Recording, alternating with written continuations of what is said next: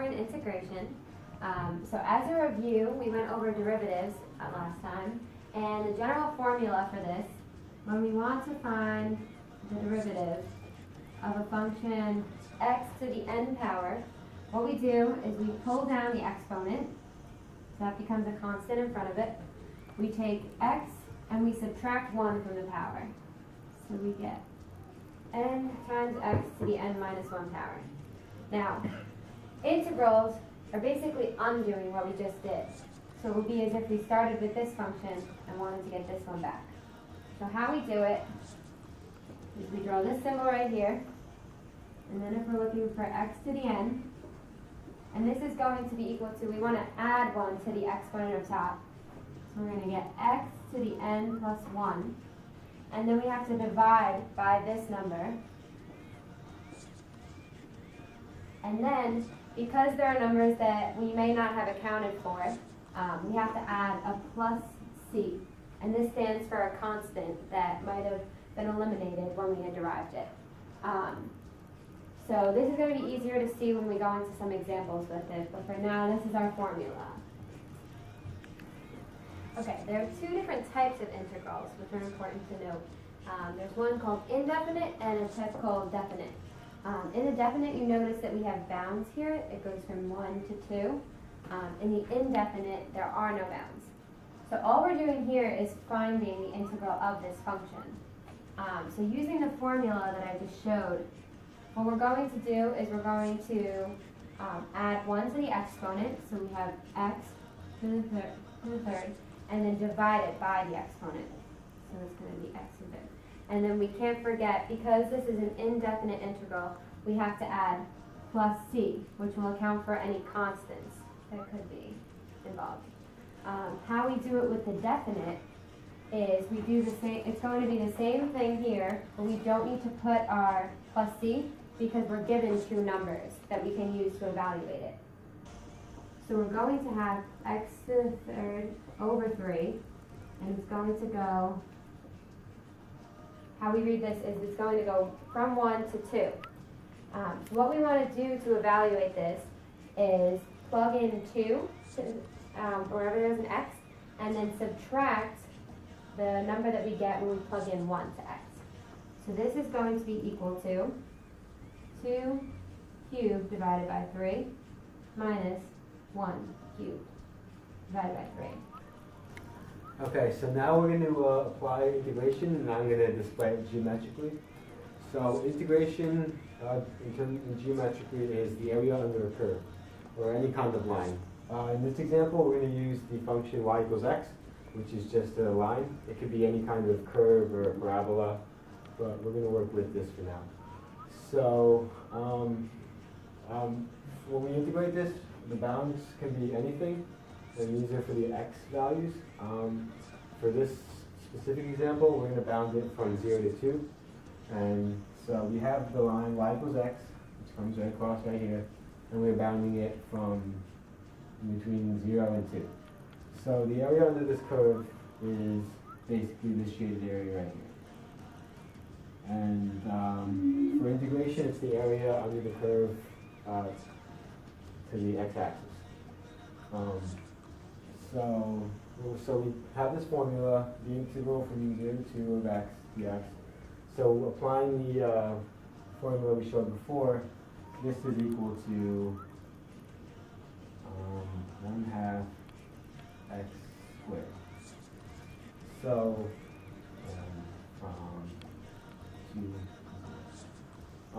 so basically we're gonna, with these points 2 and 0, we're gonna do 1/2 of 2 squared minus 1/2 of 0 squared.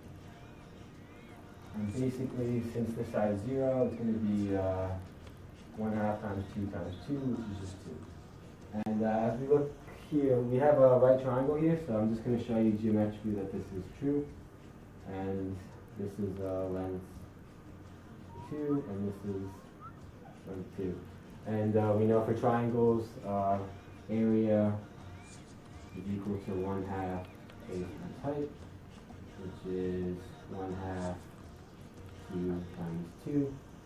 which clearly is 2. So as you can see, the integral is just the area under the curve. So now we're going to go over integration of some of our trig functions. So as a review, I wrote down the derivatives of them. So the derivative of sine is cosine, the derivative of cosine is negative sine, the derivative of tangent is secant squared, and the derivative of secant is secant tangent. So if we go over here and we want to find the derivative of cosine, we know that is sine x plus c. And then using this, we can determine that the derivative of sine x is negative cosine x plus c. Now, if we look at this again, we know that the derivative of tangent is secant squared. So the integral of secant squared is tangent x plus c.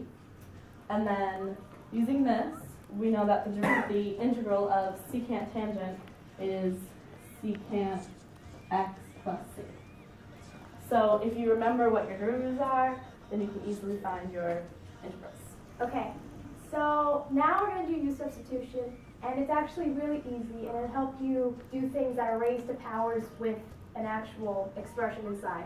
So all we're going to do here is pick our u, which is just going to be the thing that's inside, and so it's going to be 2x plus 1, and then we're going to find the derivative of that, and all it is 2 dx. So all you want to do here is you want to replace this with u, so it becomes u squared, and what you're doing here is you're replacing the dx with the du, but first you need to put a 2 here, and then to even it out, you're just going to put a 1/2 out in front. So it's just going to be like this. And so all you're going to wind up doing is integrating u to the second. So what we did before is just u to the third over 3. And then all we're going to do is replace the u with what we have up here. So what you get is 2x plus 1 to the third over 6 plus c, since it's indefinite, and that's all. Okay, so looking at the same problem we were just doing, although U-substitution helps, especially when it's higher powers, we can actually do this by having it be 2x plus 1 times 2x plus 1 dx, right?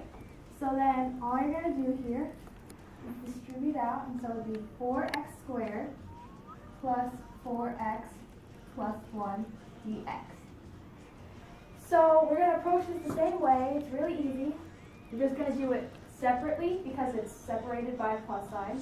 So it's just like doing the integral of each of these separately. So easy. So what you would do, oh, that's a lie. So what you would do here would be 4x to the third over 3 plus 2x squared plus x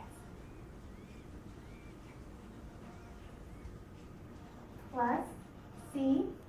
So if you were actually given boundaries for this, when you plugged in, you'd wind up getting the same answer. But I can't show you because we don't have any bounds to plug in. So here's another example of U-substitution. We can also use it when we're using trig functions, but the trick is if we had cosine of x, we would know what the derivative is. But because we have the 5x, we have to use U-substitution. So we're going to make our u equal to 5x. And then just like before, we're going to derive the u.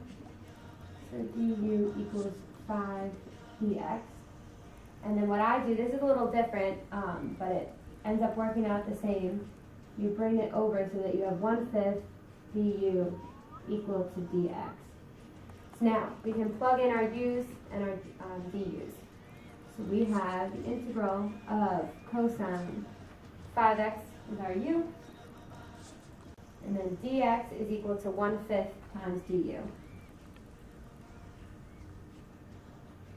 So now, we can pull out this 1/5 so that it's in the front. Cosine of u du. Now this is something that we know. we went over the derivative, the integral of cosine of x dx, which is cosine of u du here, which is sine of u plus c. And now before we finish, we have to substitute back in for our u's because we started with x's. So this is all equal to 1/5 sine of 5x plus c. And that is our answer.